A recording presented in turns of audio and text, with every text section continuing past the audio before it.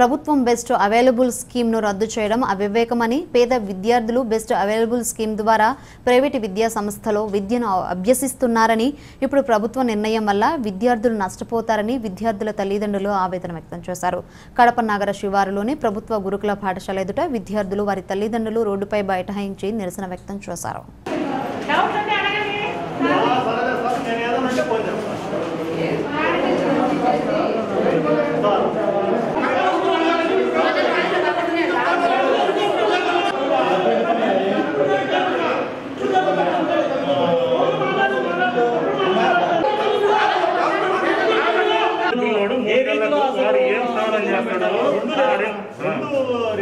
Government హాస్టల్స్లోను government పాఠశాలలోనూ చేస్తారా అనేది ప్రభుత్వం చేస్తుంది.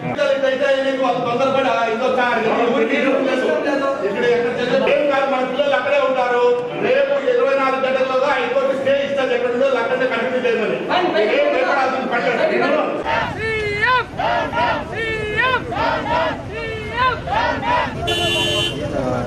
రాస్తారు.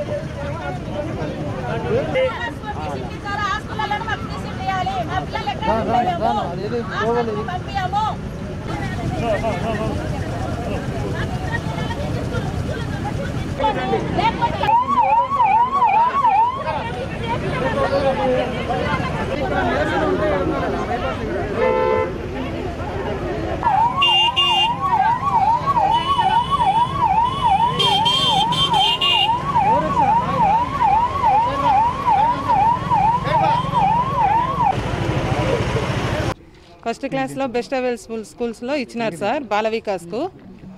ఇప్పుడు పాప 3rd క్లాసు. ఇప్పుడు వచ్చేసి లేదు క్యాన్సిల్ అయింది బెస్ట్ అవైలబుల్ స్కూల్స్, మీరు ఫీజు కట్టాలి అని కూడా మెసేజ్లు వచ్చినాయి సార్. తర్వాత వచ్చేసి కలెక్టర్ ఆఫీస్ పోతే అది ఇంకా మనకు డీటెయిల్స్ రాలేదమ్మా, జీవో వస్తుంది అని చెప్పినారు. ఇంకా తర్వాత ఇప్పుడు చూస్తే గురుకుల పాఠశాలకు కౌన్సిలింగ్ ఉంది, అక్కడ పోండి అంటున్నారు.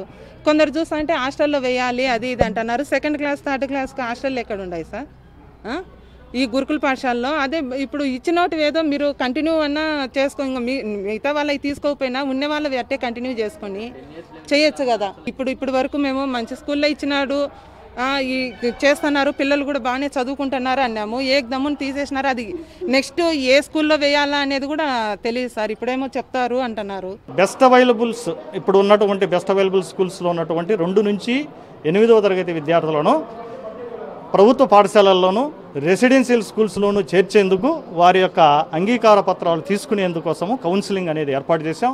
ఇది తల్లిదండ్రులకు ఫోన్ల ద్వారా చెప్పాం, పత్రికాముఖంగా చెప్పాం, మరి మెసేజ్ల రూపంలో కూడా వాళ్ళకి చెప్పి వారికి ఇక్కడికి వచ్చిన తర్వాత వారికి అవగాహన కల్పించి వారి అనుమతితోనే మేము తీసుకుంటున్నాం, కానీ బలవంతంగా అయితే మాత్రం చేయడం లేదు.